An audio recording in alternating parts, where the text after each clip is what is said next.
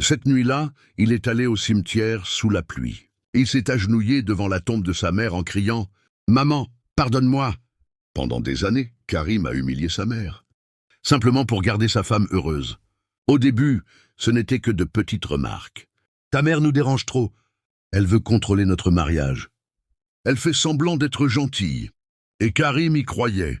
Chaque soir, il rentrait à la maison avec plus de colère contre celle qu'il avait élevée seule depuis l'enfance. Sa mère, Fatima, ne répondait jamais. Elle préparait son repas, le regardait en silence, puis allait pleurer discrètement dans sa chambre. Mais l'amour aveugle rend parfois cruel. Un soir, devant tout le monde, Karim cria « Depuis que je suis marié, tu détruis ma vie.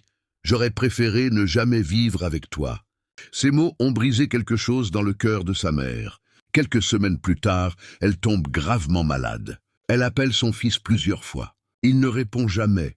Sa femme lui disait « Elle cherche juste à te manipuler encore. » Puis un matin, l'hôpital appelle. Fatima est morte seule. Karim n'a même pas eu la force d'aller voir son visage une dernière fois. Si tu as encore ta mère aujourd'hui, prends une seconde pour écrire « Que Dieu protège nos mamans » en commentaire et partage cette vidéo. Beaucoup regrettent leur mère seulement quand il est trop tard. 2 mois après sa mort, Karim découvre des messages cachés dans le téléphone de sa femme. Des dizaines de conversations avec un autre homme. Elle écrivait « Karim est naïf. Je l'ai éloigné de sa mère pour mieux le contrôler. » Le monde de Karim s'écroule. Cette nuit-là, il est allé au cimetière sous la pluie. Il s'est agenouillé devant la tombe de sa mère en criant « Maman, pardonne-moi !»